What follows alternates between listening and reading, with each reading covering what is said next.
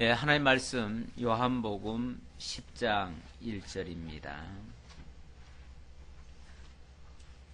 내가 진실로 진실로 너희에게 이르노니 문을 통하여 양의 우리에 들어가지 아니하고 다른 데로 넘어가는 자는 절도며 강도요 문으로 들어가는 이는 양의 목자라.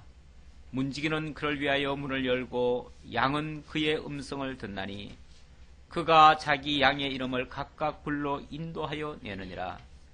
자기 양을 다 내어놓은 후에 앞서가면 양들이 그의 음성을 아는 고로 따라오되 타인의 음성은 알지 못하는 고로 타인을 따르지 아니하고 도리어 도망하느니라.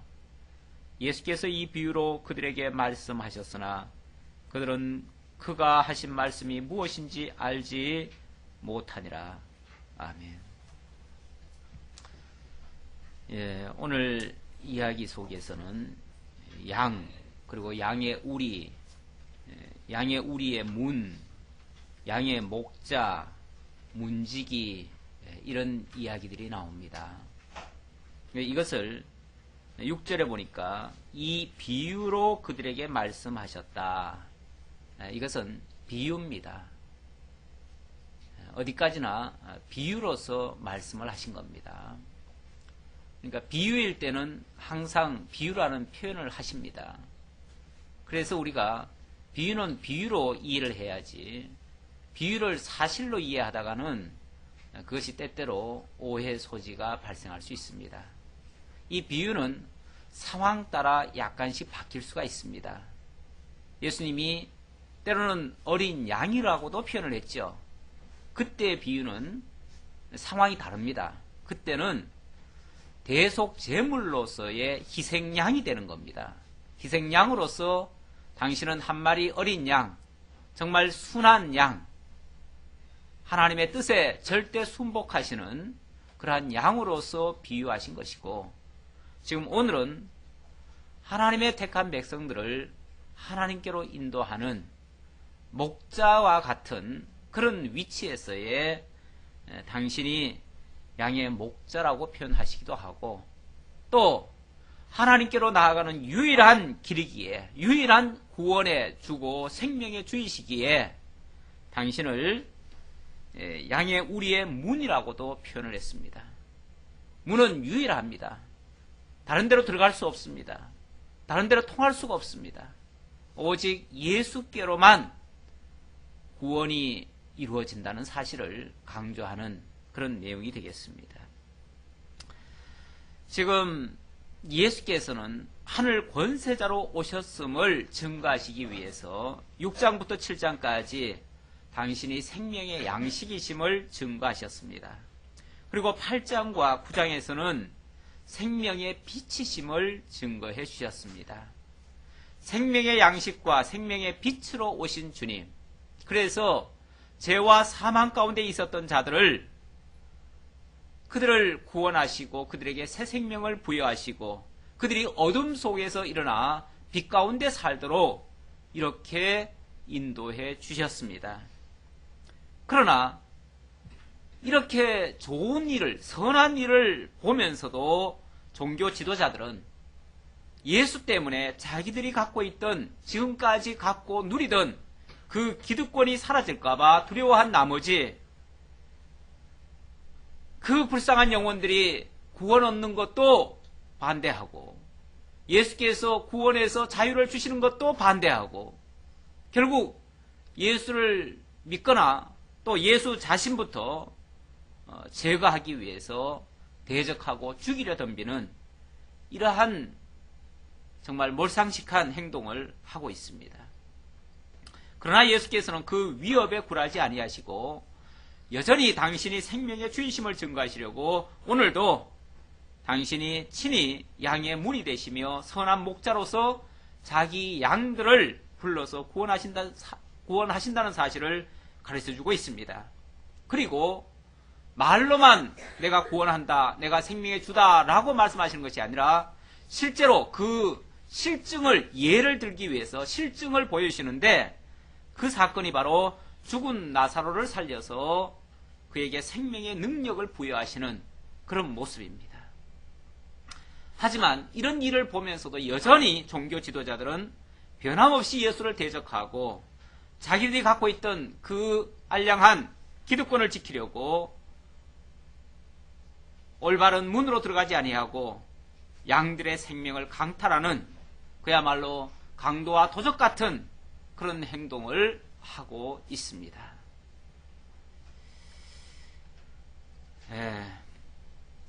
요즘 드라마 중에 그 뿌리 깊은 나무라고 하는 게 있죠. 혹시 보시는 분 계십니까? 거기 보면 세종이라는 왕이 나라의 임금으로서 백성을 위해 정말 백성들을 그냥 백성으로 생각하는 게 아니라 백성이 글자도 모르고 뭘 제대로 아는 게 없어요. 그러니까 너무 무지하고 어리석고 부족하고 그러다 보니까 늘 사대부들에게 짓밟히고 권력 있고 힘 있는 자들에게 억눌려 사는 그것을 정말 안타깝게 여기고 불쌍히 여기다.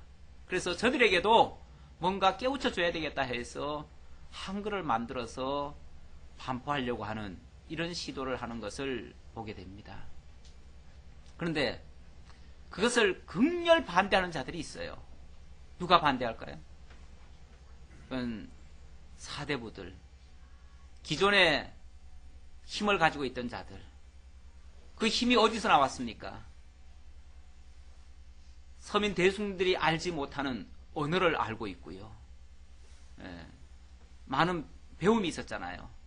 그래서 그것은 자기들만이 가지고 있는 고유한 권력이고 권한이기 때문에 만약에 그것을 모든 백성들이 다 알아버리면 자기들이 사대부인 것이 더 이상 발휘가 안 되죠. 다시 말해서 자기들이 가지고 있던 그 권세를 더 이상 향유하지 못해요. 그래서 그것을 극렬 반대를 합니다. 그래서 세종이 만들려고 하는 그 집현전의 학사들을 3명이나 죽이는 그런 일을 하고 있더라고요. 그러니까 끊임없이 반대하고 끊임없이 해방하고 끊임없이 죽이려고 하는, 왜냐하면 그것 때문에 자기들의 기득권이 빼앗길까봐. 모든 사람들이 다 똑똑하면 자기들이 그동안 누리고 있던 그 권세가 떨어질까봐 그걸 두려워하는 참으로 어리석고 바보 같은 그런 모습을 보이고 있습니다. 간혹입니다. 사실은 그렇게 하면 안 되는데 간혹 목회자들 중에서도 성도들에게 너무 성경 가르치지 말아라. 성경 가르치면 말씀에 순종하는 것이 아니라 도리어 대든다는 거죠. 너무 똑똑하면 성도들 부려먹기 힘들다는 거죠. 뭘 하기 위해서 그러는지 모르지만은 자관 그런 생각을 가진 자들도 간혹 있습니다. 간혹. 정말 그러면 안 되겠지만 내가 가지고 있는 지식을, 내가 가지고 있는 진리를 모두가 다 같이 알아서 다 같이 기뻐하고 다 같이 진리 안에서 자유함을 누리고 다 같이 정말 하나님께서 주시는 그 평안함을 같이 누렸으면 좋겠는데, 그 구원함을 같이 얻었으면 좋겠는데, 나만 누리고 너희들은 나만 따라라, 이렇게 하는 경향이 가끔씩 있습니다. 가끔씩.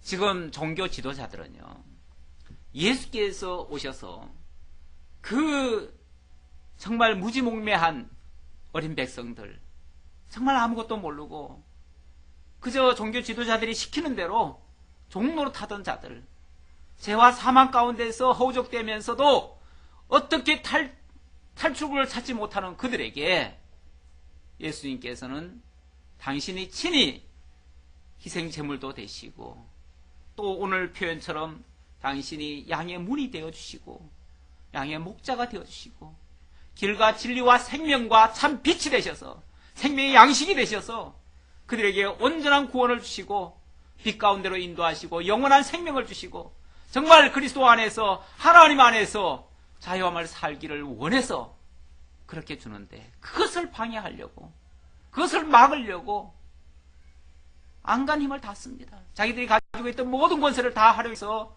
예수를 잡아 죽이려는데 혈안이 되어 있습니다. 바로 그런 상황에 있는 말씀이라고 볼 수 있겠습니다. 다시 한번 1절로부터 내용을 보도록 하겠습니다. 1절로 6절까지 예수께서 양의 목자 비유로 생명의 주이심을 증거하는 내용입니다. 오늘부터는 생명의 주이심을 증거합니다. 사실 지금까지도 생명의 떡이나 생명의 빛이나 다 생명의 주이심을 증거한 거예요. 이제 어떻게 보면 결론적인 이야기일 수 있어요. 생명의 주가 되심에 대한 증거로서 당신이 양의 문이 되시고 양의 목자가 되셨다라는 사실을 지금 소개하는 내용입니다. 내가 진실로 진실로 너에게 이르노니, 내가 진실로 진실로 너에게 이른다. 이 말은 그 원문으로 보면 아멘 아멘, 내가 말한다, 내가 선언한다, 이런 뜻이에요. 결국 예수님께서 선언적으로 말씀하시는 거예요. 일방적으로 얘기를 하시는 거예요. 누구 얘기 듣고 지금 뭐 거기에 표현하는 게 아니고 답변하는 게 아니고 당신이 일방적으로 선언하십니다. 나는 양의 문이다. 나는 양의 문이다.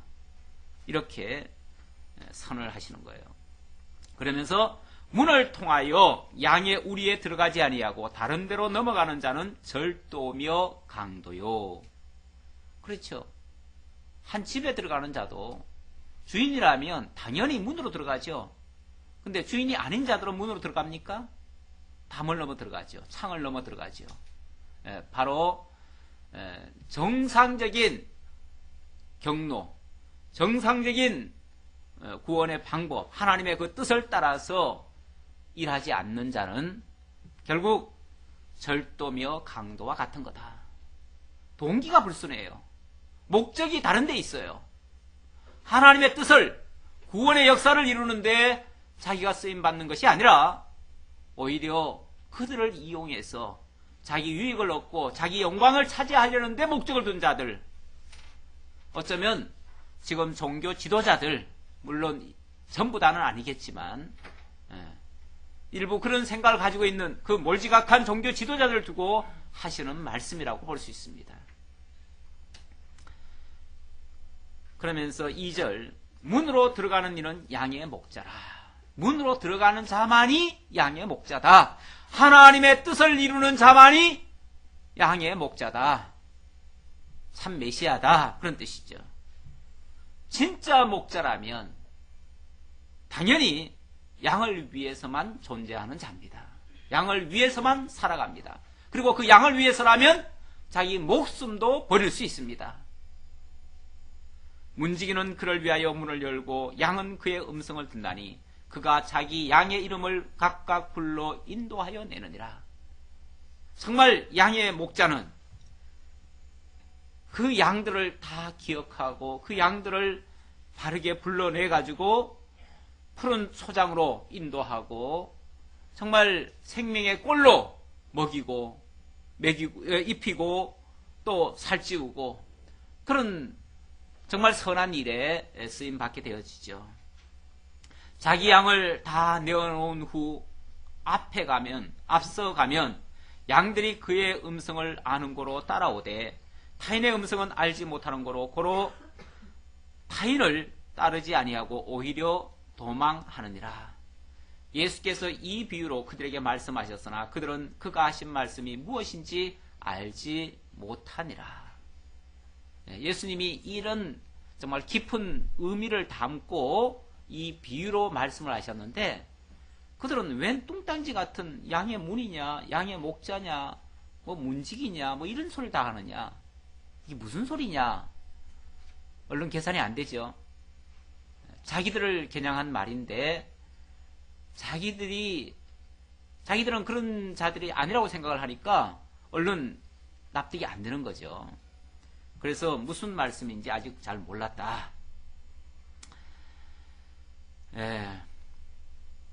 7절로 18절 계속 이어지는 말씀이기 때문에 제가 계속 이어가면서 말씀을 드리겠습니다. 그러므로 자 7절로 18절에서는 참 목자들은 목숨을 버려서 양으로 생명을 얻게 하신다라고 말씀하시는 내용입니다. 진짜 목자라면 그렇습니다. 진짜 목자라면 양들을 위해서 자기 목숨도 아끼지 아니하고 희생할 줄 아는 그런 자가 진짜 목자고요. 가짜 목자들은 그렇지 않죠. 가짜 목자들은 자기가 위험한 상황에 놓이게 되면 양들이야 죽든지 말든지 자기 목숨이나 살겠다고 도망을 치겠죠. 그래서 이리를 만나고 어떤 악한 짐승을 만나게 되면 자기만 살겠다고 도망을 가죠. 그러므로 예수께서 다시 이르시되 이걸 다시 한번 확인시켜주는 그런 말씀입니다. 내가 진실로 진실로 너에게 이르노니 말하노니 나는 양의 문이라. 나보다 먼저 온 자는 다 절도요 강도니 양들이 듣지 아니하느니라. 조금 전에는 문으로 들어가지 않는 자들이 절도요 강도라 그랬고, 이번에는 나보다 먼저 온 자는 다 절도요 강도다. 지금 바리새인들과 서기관들은 시기적으로 말하면 예수보다 먼저 왔다고도 볼 수 있죠. 먼저 왔는데 먼저 왔으면 당연히 누굴 전해야 됩니까? 하나님이 보내실 자 메시아를 전하고 그 메시아에게로 인도하는 역할을 해야 돼요. 먼저 왔으면 당연히 그리스도에게로 인도하는 그러한 역할을 해야 되는데, 그들은 하나님이 주신 그 권세를 가지고 하나님이 부탁하신 메시아를 증거하도록 하는 일에 쓰임받은 것이 아니라 오히려 그 권세를 가지고 백성들을 자기들 종처럼 여기고 자기들 마음대로 부리고 자기들이 필요한 대로 그들을 사용하는 그런 정도로 이용을 했어요. 다시 말하면 그 권세를 자기들 영광 얻는 데에 사용했던 거죠. 하나님을 드러내고 하나님께로 인도하는 그러한 역할을 해야 될 그 권세 가지고 자기들의 부와 명예와 영광을 올리는 일에 다 사용했다는 거죠. 그리고 정작 메시아가 왔을 때는 그 메시아가 자기들의 권세를 조금이라도 낮출까봐, 자기들의 유익을 조금이라도 손해보게 할까봐 오히려 그 예수를 잡아 죽이는데 앞장을 섰어요. 그러니 예수보다 먼저 왔지만은 결국은 절도요 강도와 같은 짓을 하고 있다. 하나님의 성도들을, 하나님의 백성들을 마치 자기들 종인 것처럼 그렇게 이용을 했다는 거죠. 사실 지금도요, 목자와 양이라고 하는 이 표현을 가지고 많은 목회자들이 오해들을 하고 있는 것 같더라고요. 가끔씩 목회자들 모임에 이렇게 가서 이야기하다 보면 목자는 양들을 어떻게 해야 된다 이런 식으로 얘기하면서 거기에 이제 목자는 목사들을 목자라고 그렇게 표현을 하는 거예요. 자기들이 곧 목자라고 생각을 하고 목자이기 때문에 양들을 마음대로 할 수 있는 것처럼 그렇게 표현을 하는 예가 종종 있어요. 요즘은 뭐 교회들마다 또 새로운 그 구역 제도가 만들어져 가지고 요즘은 구역이라고 하면 이거 구식이에요. 예. 구식이 돼 가지고 아직도 구역이라는 표현을 쓰고 있는 교회가, 고리타분한 교회가 있는가 싶을 정도로 구역이라는 표현을 요즘 잘 안 씁니다. 요즘은 뭐 셀이라고 하다가 요즘은 또 목장이라는 표현을 많이 해요. 요즘은 목장으로 많이 바뀌었어요. 그러다 보니까 구역장은 목장장이 되는 거예요. 그래서 우리는 발음도 좀 이상한데 그게 꼭 목자 같은 그런 느낌으로 받아들여져요. 목사가 이제 목자니까 그들은 이제 그 목장에 있는 목장장으로 이렇게 아마 불리는 것 같아요. 그리고 사실은 가톨릭에서도 보면은 이 사제들이 다 목자라고 그래요. 목자라고 자기들이 스스로 이렇게 표현을 하더라고요. 그리고 특히 그 부흥사들은 사실은 부흥사들 표현들은 듣기가 거북한데, 부흥사들은 뭐 성도들을 전부 다 그 이제 양 취급해서 목자가 양을 막 털도 벗겨야 되고 뭐 마음대로 다 할 수 있다는 식으로 얘기를 하더라고요. 아주 불경스럽게 그렇게 표현을 해요. 그러나 성경에서 말할 때의 목자는요, 어디까지나 예수님이십니다. 예수님을 가리켜서 목자라고 비유를 해야지. 이것도 물론 비유인데요. 비유인데 예수님을 가리켜서 목자로 비유를 해야지. 그리고 하나님은 나의 목자시니, 여호와는 나의 목자시니, 이런 말씀 있잖아요. 그러니까 하나님 여호와께서 나의 목자가 되시고 예수 그리스도가 하나님의 이름으로 오신 정말 목자이시지, 우리가 그 목자 노릇을 하면 예수님 자리에 월권하는 거예요, 사실은. 그런데 우리가 마치 목자인 것처럼, 목사가 목자인 것처럼, 아니면은 어떤 지도자가 목자인 것처럼 이렇게 하면 이것은 아주 큰 착각을 하는 거죠. 큰 착각을 해요. 목자는 절대로 그 양을 위해서, 양을 이용하는 자가 아니라 오히려 양을 위해서 목숨을 버리는 자입니다. 지금 본문에서 말하는 내용은 목자는 양을 이용하는 자가 아니다. 오히려 그 양을 하나님께로 인도하는, 그러기 위해서 때로는 자기가 희생을 해줘야 되는, 앞장서 가줘야 되는, 어려운 길이라면 먼저 앞장서서 길을 헤쳐줘야 되고, 정말 무서운 사자가 오면 대신 싸워서 자기는 죽고 그 어린 양은 살려야 되는 그런 위치에 있는 존재가 바로 목자다. 이런 표현을 하기 위해서 지금 17절부터 18절까지 말씀하고 있습니다. 이런 희생은 안 하려고 하고 오히려 군림하려고만 하는 그러한 태도, 그것은 지금 방금 표현한 것처럼 절도요 강도와 같은 그런 생각이라는 거죠. 내가 문이니 누구든지 나로 말미암아 들어가면 구원을 받고 또는 들어가며 나오며 꼴을 얻으리라. 예수님이 곧 문이다. 하나님께로 가는 유일한 길이다. 그러니 예수를 통하지 않고는 구원을 받을 수가 없고, 또 그 예수를 통해서만이 신령한 꼴을 먹을 수 있다. 하나님의 말씀이 주어지고 그 말씀이 생명의 양식이 되어서 그들을 인도할 수 있다. 이런 뜻이죠. 그래서 유일무이한 하나님께로 인도하는 목자가 되시고, 또 길이요 진리요 생명이 되시는 그러한 주님이신 것을 강조하는 그러한 말씀이라고 볼 수 있습니다. 도둑이 오는 것은 도둑질하고 죽이고 멸망시키려는 것뿐이요, 내가 온 것은 양으로 생명을 얻게 하고 더 풍성히 얻게 하려는 것이라. 도둑의, 그러니까 어찌 보면 그 하나님을 이용해서, 교회를 이용해서 자기 부와 명예와 영광을 취하려고 하는 자들을 여기서는 지금 단적으로 도둑이라고 표현을 했습니다.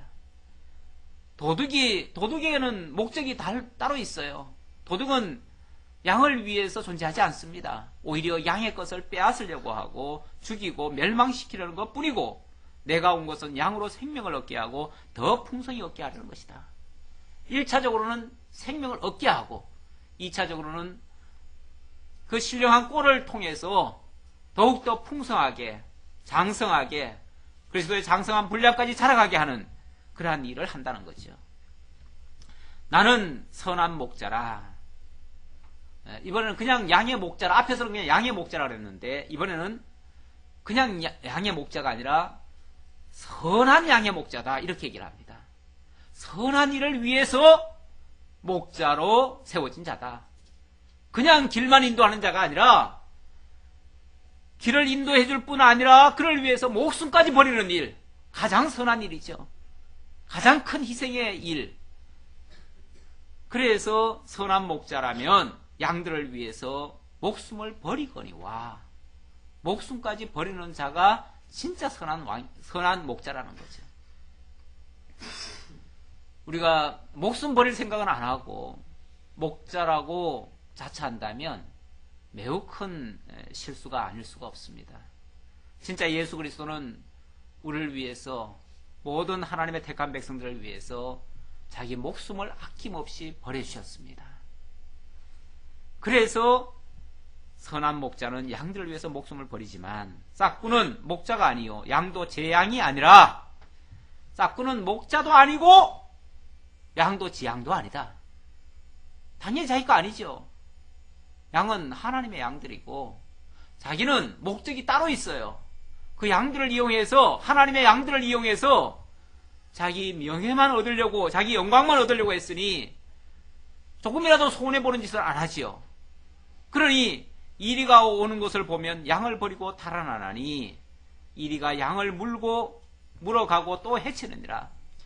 달아나는 것은 그가 싹꾸린 까닭에 양을 돌보지 아니함이나 나는 선한 목자라. 이렇게 거짓 목자들과 참 목자, 바로 예수 그리스도와의 차별성을 이렇게 극명하게 나타내고 있습니다. 나는 선한 목자라. 나는 내 양을 알고 양도 나를 아는 것이 아버지께서 나를 아시고 내가 아버지를 아는 것 같다. 이것은 하나님 안에서, 하나님께서 만세 전부터 하나님께서 그리스도 안에서 하나님의 자녀들을, 하나님의 구원받을 백성들을 선택하셨기 때문에, 그래서 아는 거죠. 여기서 안다는 것은 지식적으로 안다는 그런 차원이 아닙니다. 그 사랑의 품 안에 있다는 얘기예요. 우리가 진짜 안다는 거는 그 기노스코라고 그러는데, 그 기노스코라고 하는 그 단어는요, 완전히 결합이 됐을 때 아는 걸 안다라고 얘기하는 거예요. 이 피상적으로 아는 거, 내가 저 사람 알아. 우리가 알면 얼마나 알아요? 우리가 솔직히 남편도 잘 몰라요. 아내도 잘 몰라요. 자식도 잘 몰라요. 내 속으로 난 자도 우리가 잘 몰라요. 그 마음을. 그런데 우리가 누구를 안다고 할 수 있어요. 그런데 그리스도와 하나님 관계는요, 한 몸이에요. 한 몸이에요. 그런데 그 그리스도께서 우리를 안다고 하는 것은 그 그리스도 안에 우리가 있었다는 얘기예요. 이거는 영원전 하나님께서 그리스도 안에서 우리를 선택하셨다는 그 뜻으로 이야기를 하신 거예요. 오늘날 시기적으로는 많이 우리가 훗날에 이렇게 태어났지만은, 그러나 우리도 영원전 그리스도 안에서 이미 하나님의 선택 아래 있었기 때문에 오늘 이 시간에 우리가 예수를 그리스도로 깨달아 알고 믿어지고 고백하는 그런 결실이 나오게 된 거예요. 이건 때가 돼서, 우리들에게 정한 때가 돼서 지금 우리가 예수를 믿게 된 거지, 내가 믿었기 때문에 하나님의 자녀가 된 게 아니에요. 자, 그러면서 나는 내 양을 알고 양도 나를 아는 것이 아버지께서 나를 아시고 내가 아버지를 아는 것 같다. 그렇기 때문에 그 양들은 남의 양이 아니고요, 바로 당신의 양이에요. 당신이 그 양들을 위해서 오셨고 그 양들을 위해서 희생하실 거예요. 그래서 나는 양을 위하여 목숨을 버리노라. 그 버리는 것이 당연하다는 거죠. 버리지 않고는 그들이 구원받지 못하니까. 내가 그들을 구원하기 위해서 왔기 때문에 나는 그들을 위해서 내가 목숨을 버리겠노라. 그 목숨 버리는 그것이 선한 일이다, 그 말이에요. 자, 그러면서 또 이 우리에 들지 아니한 다른 양들이 있어. 다른 양들이 내게 있어 내가 인도하여야 할 터이니 그들도 내 음성을 듣고 한 무리가 되어 한 목자에게 있으리라. 이것은 장차 지금 이스라엘 백성들에게 하는 말이지만은 이스라엘 백성들에게 그치는 것이 아니라 이방인들에게까지 그리스도의 그 구속의 역사가, 그 희생의 역사가 이방인들에게까지 전파될 것을 가리키는 말이죠. 내가 목숨을 버리는 것은 그것을 내가 다시 얻기 위함이니. 그런데 당신이 이 목숨을 버리는 것이 무슨 힘이 부족하거나 능력이 부족하거나 어디에 뭔가 딸려가지고 어쩔 수 없이 희생하는 그런 차원이 아니고, 그리스도는 오히려 적극적으로 다시 얻기 위하여 버린다. 목숨을 버리는데 다시 얻기 위하여 버린다. 이것은 영원한 생명을 얻기 위하여 한시적인 육신의 생명을 버리는 것이다. 이런 뜻으로 표현을 합니다. 그러니까 예수의 죽음은 잠시 육신의 죽음이죠. 잠시 육신의 죽음이지만 그가 다시 살아남은 영원한 생명의 양식이고, 그것을 당신 자신을 위해서라기보다는 우리들에게, 그러니까 영원한 생명을 잃어버린 자들에게 그 영원한 생명을, 새 생명을 주시기 위해서, 그런 의미에서 다시 당신이 그 목숨을 버리는 것이다. 이로 말미암아 아버지께서 나를 사랑하시느니라. 이것이 하나님의 사랑의 확증이라는 겁니다. 요한일서에 보면 하나님은 사랑이시라. 왜 하나님이 사랑이시냐면 자기 아들을 보내어서 목숨을 버려서 희생하는 그것을 보여주기 때문에, 그래서 하나님은 사랑이라고 이렇게 표현을 했어요. 그리고 만세 전에 하나님이 택하실 때 사랑 안에서 그리스도를 통해서 택하셨다, 그렇게 표현합니다. 그때도 사랑 안에서라는 표현이 나와요. 그리스도 안에서 사랑 가운데 이렇게 표현이 나오죠. 그러니까 범위로 말하면 그리스도 안인데 동기는 사랑입니다. 그 사랑이 동기가 되어서 결국 당신이 사랑이라는 사실을 증거하기 위해서 사랑의 모습을 보여주시는데, 그것이 바로 너희를 위하여 내 몸을 희생하는 거다. 그러면서 독생자를 보내가지고 독생자로 하여금 희생하게 하신 거라는 거죠. 결국 이러한 그리스도의 희생이 하나님의 사랑을 확증하는 것이다. 이로 말미암아 아버지께서 나를 사랑하신다. 그것은 사랑의 확증이라는 얘기예요. 이를 내게서 빼앗는 자가 있는 것이 아니라 내가 스스로 버리노라. 예수님의 생명을, 예수님의 육신을 죽이는 것이 표면적으로야 가룟 유다의 배신과 그 대적자들의 죽임으로 말미암아 이루어지지만 결과적으로는 그거 역시도 예수님 스스로 버리는 것이다. 스스로 버리는 것이다. 왜냐하면 목적이 당신이 죽어야 많은 생명을 살리는 것이니까 그걸 위해서 당신이 스스로 버리노라. 그러면서 나는 버릴 권세도 있고 다시 얻을 권세도 있으니, 버릴 권세도 있고 얻을 권세도 있다. 이 계명은 내 아버지에게서 받았노라 하시니라. 그것이 바로 하나님의 뜻이었어요. 이 계명은 하나님의 뜻을 얘기하는 거예요. 하나님의 영원한 계획을 얘기하는 거예요. 하나님의 영원한 예정 속에 그리스도의 희생이 예정되어 있어요. 그것을 하나님께로부터 받아서 이 땅에 오셨고 그 일을 수행하시기 위해서 기꺼이 죽어주시는, 그래서 스스로 버리는 그런 일을 하시고, 버리고 끝나는 것이 아니라 다시 얻기도 하시는, 다시 취하기도 하시는 그러한 주님이십니다. 자, 19절로부터 21절까지 자, 예수님께서 이렇게 말씀을 하니까 그제서야 예수가 지금 우리를 두고 하는 말이구나. 종교 지도자들이 그제서야 조금 깨닫는 거예요. 우리를 겨냥해서 이렇게 말을 하는구나. 그러면서 이제 거기에 격분을 하고, 지금 이런 말이 제정신 가지고 하는 말이냐, 이거 미쳐서 하는 소리 아니냐, 이런 식으로 반응을 하는 그런 모습, 그런 내용을 19절로부터 21절까지 소개하는 내용입니다.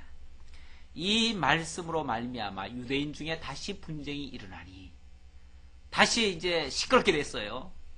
예수님의 이 말씀이 그들을 자극한 거예요.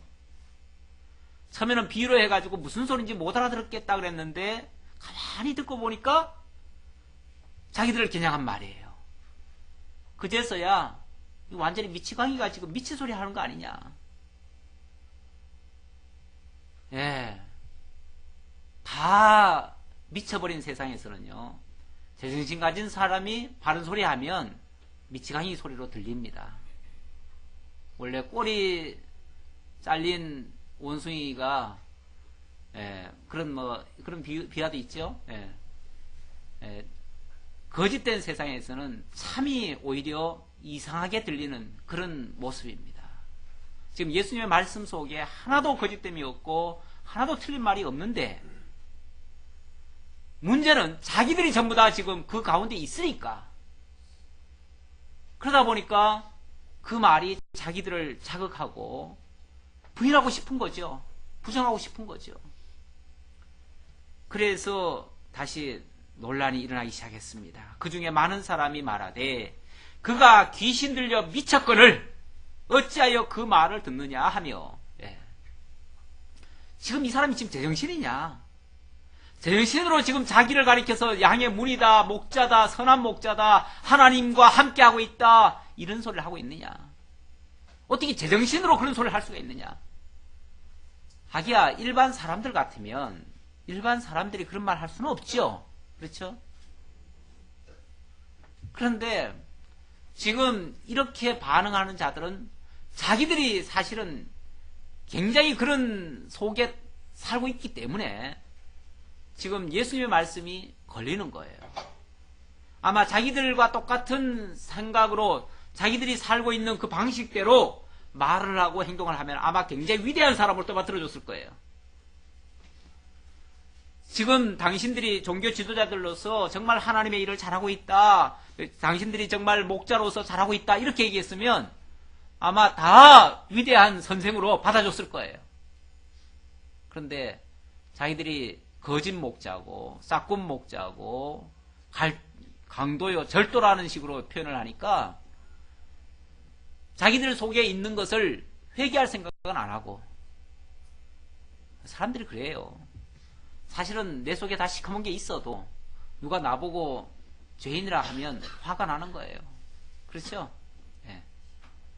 나를 바르게 지적해주면 그래, 나에게 그런 게 있을 수 있어, 내가 정말 그런 게 있는가 내 찾아보자, 혹시 자기 지금까지 몰랐으면 찾아보자 하고서 있다면 옷을 찢고 정말 회개하는 그런 심령이 돼야 마땅한데, 그런 바른 소리를 듣고 자기를 쳐서 복종시키는 사람보다는 대부분의 사람들은 격분을 하죠.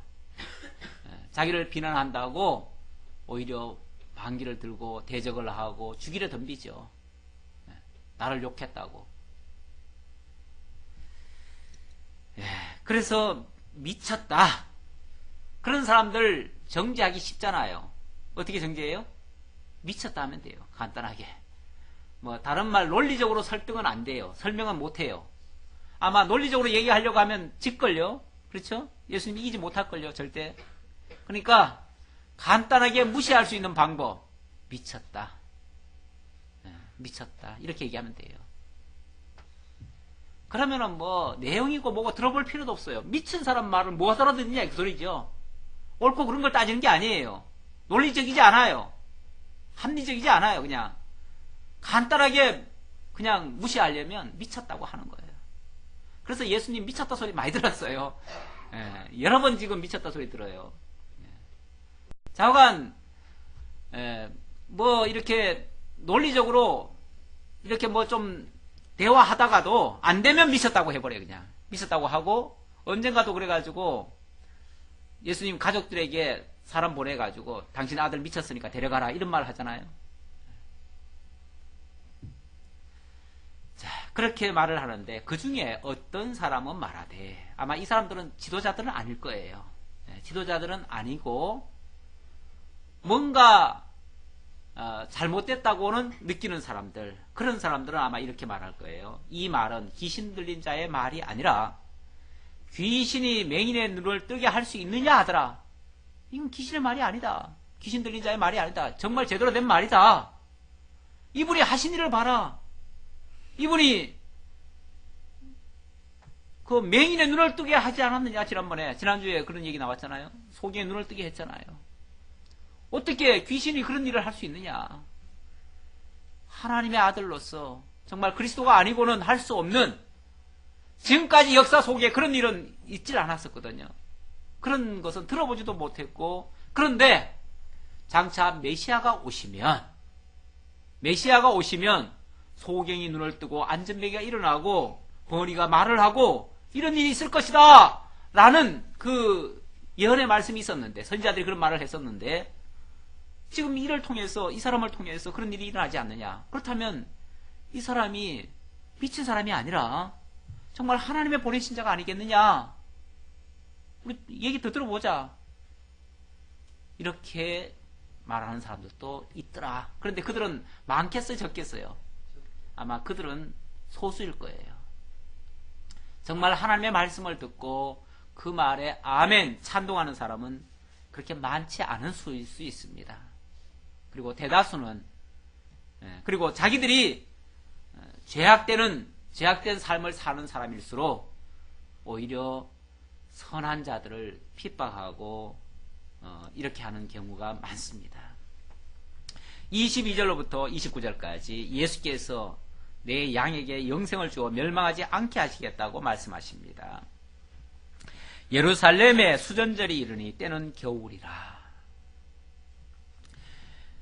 예수께서 성전한 솔로몬 행각에서 거니시니 유대인들이 애워싸고 수전절이 이르렀대요. 수전절이란 말은 성전을 새롭게 수리한 날, 쉽게 말하면 성전을 정결케 한 날이에요.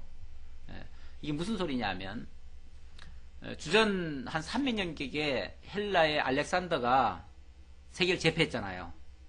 중동인이 그쪽을 다 제패했어요. 그 이집트까지 다 제패했어요. 그런 다음에 33살의 젊은 나이로 그냥 갑자기 죽어요. 죽고 나니까 땅은 크게 확대를 해놨는데 한번 누려보지도 못하고 죽어버려요. 그러니까 그 신하들 4명이 서로 영토를 분할해서 갖게 됩니다. 그러다 보니까 이 네 권세가 있으니까 네 권세가 서로 싸울 거 아니에요. 싸워가지고 결국은 두 권세는 사그라들고 남쪽에 이집트를 차지하고 있던 프톨레미 왕조하고 시리아 지역을 차지하고 있던 북쪽에 셀루커스 왕조가 득세를 하게 되어집니다. 그리고 나서 이스라엘은 남쪽 프톨레미 왕조의 기속이 돼요. 그래가지고 남방왕, 다니엘서에 보면 남방왕, 북방왕이 나오는데 그 남방왕에게 지배를 당해요. 그런데 남방왕은 굉장히 이 사람이 뭐라고 할까요? 이 포용 정책을 많이 합니다. 그래서 어느 나라에 들어가든지 어느 나라를 점령하든지 그 나라의 종교나 문화를 다 인정합니다. 그래서 유대인들도 알렉산드리아에 와가지고 전부 다 거기서 성경도 마음대로 발견을 하게 하고요. 그래서 그때 헬라어로 바뀌어요. 히브리어가 헬라어로 번역되는 그 70인역이 거기서 나오는데요. 그 정도로 우호적입니다. 그런데 이 북방왕과 남방왕이 서로 이제 세력을 확장하려고 싸우게 돼요. 싸우다가 이게 지리학적으로 보면은 유대가 그 북방왕, 남방왕 그 사이에 있잖아요. 사이에 있어가지고 이쪽에서 치고 저쪽에서 치고 계속 치어요. 그러다가 나중에는 북방왕에게 넘어가요. 북방왕의 셀루커스 왕조에 넘어간 다음에는요. 그때 북방에서 그 왕이 내려와가지고 안티오커스 에피파네스죠. 그가 내려와가지고 그 사람들은 어느 나라에 들어가든지 무조건 다 헬라화 시켜버립니다. 그 정책이 달라요. 북방왕은 무조건 헬라화 시켜버려요. 그러다 보니까 기존의 모든 종교를 다 금지시켜버립니다. 당연히 안식일 못 지키게 하고요. 성경 다 불태워버리고요. 그리고 할례 못하게 합니다. 그리고 성전에다가는 제우스 신전을 갖다가 세워놓고 거기서 돼지 피를 뿌리게 합니다. 너무너무 유대인들로서는 견딜 수가 없죠. 견딜 수가 없어가지고 주전 167년경에 그 마따디아라고 하는 유대인이 반기를 들이기 시작합니다. 그의 아들들 5 아들들하고 같이 봉기를 일으켜요. 민중 봉기를 일으키죠.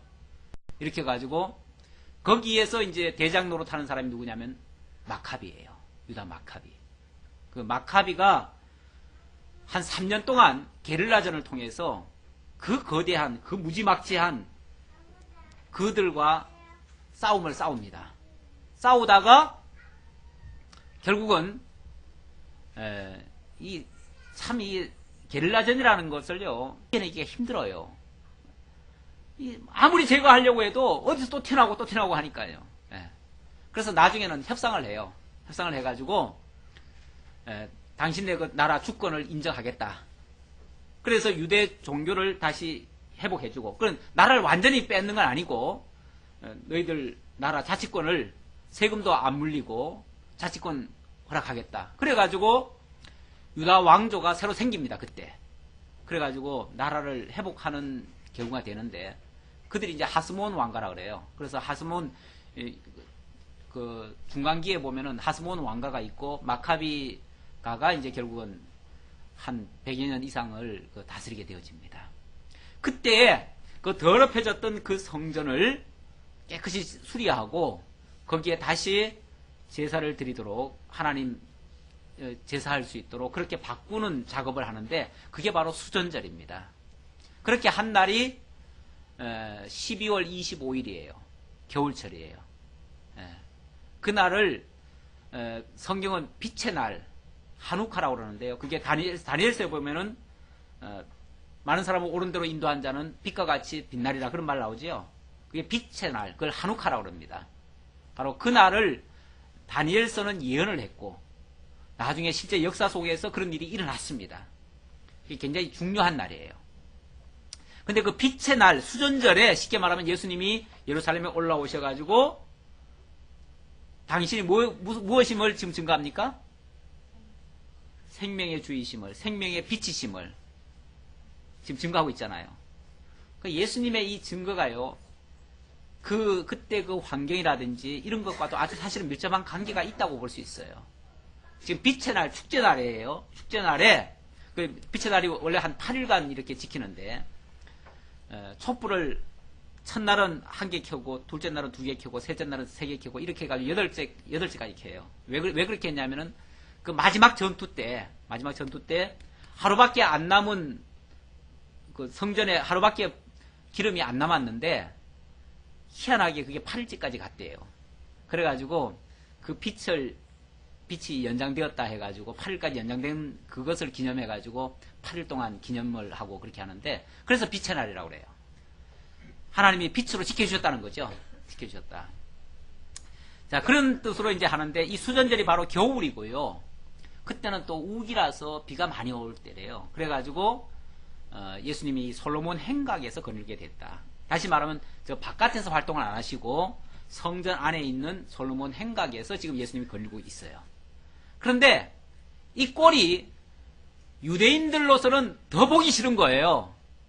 차라리 예수님이 저 바깥에 나가서 들판에 가서 하면은 모른 척 할 수 있어요. 그런데 바로 코앞에 성전 안에서 솔로몬 행각에서 사람들이 많이 모여 있는 그곳에서 예수님이 지금 이 말씀들을 하고 있거든요. 그러니 얼마나 지금 유대인들로서는 지금 불쾌해요. 그렇죠? 꼭 미치광이가 와서 무슨 자꾸 자기네들이 하고 있는 거를 다 방해하는 것 같잖아요. 지난번 그 성전에서도 왜 성전 장사하는 사람들 막 내쫓고 그랬잖아요. 그러니까 소위 말해서 자기들은 이 성전을 통해서 많은 사람들 지금 호령하고 다스리고 또 성전을 이용해 가지고 제사를 드린다는 핑계로 많은 돈을 지금 벌어들이고 있어요. 한마디로 말하면 종교 지도자들은 지금 부자들이에요, 다. 그 당시에 모든 권력을 다 독차지하고 있고 모든 경제권을 다 쥐고 있고요. 모든 그 나라의 부를 다 차지하고 있는 자들이에요. 그러니까 예수님의 표현이 맞지요. 그들은 예수님보다 먼저 와가지고 오히려 예수 자리 같은 그런 위치에 올라가지고, 다른 말로는 모세 자리에 올라가지고 모든 기득권은 다 이용하고 있고, 그러니까 절도요, 강도지요, 싹구리죠, 완전히. 그걸 지금 지적하고 있는데, 유대인들이 봤을 때는 예수님이 그냥 사사건건 지금 골치 아픈 존재예요. 자기들이 쉽게 말하면 자기들이 지금 사업하고 있는데 그 성전 안에서 비둘기 팔고 뭐 하고 하는 것도 다 사업하는 거예요. 근데 그걸 지금 예수님은 다 못하게 하잖아요. 지금 다 방해해 놓고 있잖아요. 그것을 좋게 여기는 사람은 극히 일부고요. 대다수의 그 지도자들은 다 지금 그걸 지금 싫어하고 있는 거예요. 그러니까 당신 도대체 뭔데 여기 와서 이 짓 하고 있느냐? 당신이 진짜 그리스도라면 그리스도인 증거 보여주고, 그렇지 않으면 여기서 떠나라! 이런 식으로 지금 하는 말이 지금 지금부터 하시는 말씀입니다. 자, 24절. 유대인들이 에워싸고 이르되, 당신이 언제까지나 우리 마음을 의혹하게 하려 하나이까? 그리스도이면 밝히 말씀하소서 하니. 이게 뭐예요? 당신은 언제까지 우리를 자꾸 이렇게 괴롭히고, 우리에게 이렇게 의혹을 자꾸 안겨다 줄 거냐? 당신 진짜 그리스도라면 그리스도인 증거 보여주고, 그렇지 않으면 그래서 이런 짓 하지 말고 떠나라 이 말이에요. 그랬더니 예수께서 대답하시되 내가 너희에게 말하였으되 믿지 아니하는도다. 내가 내 아버지의 이름으로 행하는 일들이 나를 증거하는 것이거늘. 예. 예수님 지금 뭐 그런 말 안 했습니까? 당신이 그리스도란 말 안 했어요? 했지요. 그리고 그리스도라고 하는 증거 안 보여줬습니까? 보여줬지요. 예수님이 하신 일은요, 자기 이름으로 한 게 아니고 아버지의 이름으로 했어요. 아버지의 이름으로 역사를 했는데 그 역사 자체가 바로 아버지께로부터 왔다고 하는 증거 아니냐 그 말이죠. 내가 나를 증거하는 게 아니라 내가 하는 그 일들이 나를 증거하고 있지 않느냐 그 말이죠. 그러면 믿어야 되는데 왜 내가 한 그것을 가지고 믿지를 않고 계속 나를 마치 미치광이 취급하느냐 이런 뜻으로 지금 얘기하는 거죠. 그런데 너희가 이렇게까지 못 믿고 나를 계속 의혹하는 이유는 26절에 보니까 너희가 내 양이 아님으로 믿지 아니하는도다. 결정적으로는 너희가 내 양이 아니기 때문에 안 믿는 거다. 내 양이라면 다 믿었을 거다. 정말 이 바리새인들, 서기관들, 제사장들 이들은 정말 종교의 이름으로 하나님의 이름으로 모든 것을 다 누리며 또 자기네들이 선생이라고 가르치며 모든 일을 다 했지만 자기네들만이 하나님의 일을 한다고 생각했지만 결정적으로는 예수님의 양이 아니래요. 하나님의 백성이 아니래요. 참 무서운 얘기죠. 사실은 어떤 면에서 무서운 얘기죠. 그들은 결국은 하나님의 일을 한다고 하면서 이용당하는 자들이죠. 그리고 버림받는 자들이죠. 좀 나쁘게 표현하면 나중에 토사구팽 당할 자들이에요. 다 쓰임받고 버려질 자들이에요. 자, 그러면서 내 양은 내 음성을 들으며 그들은 나는 그들을 알며 그들은 나를 따르느니라. 정말 너희들이 내 양이라면 내 음성 들었을 것이다. 내가 하나님께로부터 온 메시아인 줄 알았을 것이다. 그리고 나를 따랐을 것이다. 그리고 나는 너희들을 불렀을 것이다. 그러나 너희가 내게 오지 않는 것은 내 양이 아니기 때문이다. 이렇게 지금 표현을 하겠습니다. 그러면서 내가 그들에게 영생을 주노니 영원히 멸망하지 아니할 것이요 또 그들을 내 손에서 빼앗을 자가 없느니라. 정말 내 양들은 내가 영생을 주었기 때문에 절대로 멸망하지 않을 것이다. 그리고 너희들이 아무리 그들을 핍박하고 죽이려 하고 대적하고 내쫓고 사실 이런 상황에서요. 이런 상황에서 예수 편드는 자가 있으면 어떻게 되죠? 왕따 당하죠. 유대 사회에서 왕따 당한다는 것은 무섭습니다. 지난번에 그 소경의 아비가 그 바리새인들이 막 유도 신문했을 때 자기가 사실대로 말을 못했지요. 못한 이유가 뭐 때문이라고 그랬습니까? 출교 당할까봐 겁이 나서 그랬다. 유대 사회에서 출교란 생매장이나 다름없어요. 아무것도 못해요. 사회 활동 자체를 못해요. 경제 활동 못해요. 출교란 그렇게 무서운 겁니다. 완전히 이방인 취급할 때 개 취급하잖아요. 개 취급. 죽어도 뭐 제대로 묻어도 안 줘요. 그렇게 개 취급해요. 그런 사회에서 살아가려면 좋든 싫든 그 권력자들의 비율을 맞춰가면서 살아야 돼요. 그런데 예수님 그러는 거예요. 지금 그들의 권력자들의 말을 안 들으면 지금 예수님을 만약에 편을 들거나 예수님 따라오거나 하면은 분명히 그들이 출교할 거예요. 출교하면 망하잖아요. 세상적으로. 망하죠? 근데 예수님이 이렇게 말씀하시는 거예요. 그렇게 해서 출교 당한다 할지라도 내가 그들에게 영생을 주어서 영원히 멸망하지 않을 것이고 또 그들을 내 손에서 빼앗을 자가 없도록 하겠다. 하나님이 예수님이 막아주겠다 그 말이에요. 왜냐하면 어떻게 막으실 수 있냐면 그들을 주신 내 아버지는 만유보다 크심에 아무도 아버지 손에서 빼앗을 수 없느니라. 만유보다 크시니 바로 하나님이 저들을 붙잡고 저들의 영혼을 붙들고 영원한 생명을 주시고 또 영원한 하나님께로 인도하실 것이기 때문에 그래서 그들을 빼앗을 자 없다. 그들은 절대 망하지 않는다. 정말 이게 진리고 이게 믿음입니다. 정말 믿음을 가지고 있다고 하는 것은 이런 힘이 있는 거예요. 세상적으로 정치적으로 경제적으로 모든 핍박과 역경과 그 어려움 속에 빠지더라도 이 믿음으로 그것을 이겨낼 수 있다고 하는, 그래서 믿음의 힘을 다시 한번 강조해 주시는 그런 내용이 되겠습니다. 오늘 여기까지 보도록 하죠. 아버지 하나님 감사합니다. 우리에게 생명의 빛, 생명의 양식, 그리고 생명의 주이심을 알게 해주시니 참으로 감사합니다. 생명의 주로 오신 예수님이 바로 나의 목자이시고 나의 영원한 길과 진리와 생명이심을 다시 한번 믿고 고백합니다. 이 믿음을 주시고 이 세상의 그 어떤 것도 이겨낼 수 있는 그러한 은혜를 허락해 주시니 참으로 감사합니다. 이 믿음 가지고 모든 것을 승리할 수 있는 저희 모두가 되게 하옵소서.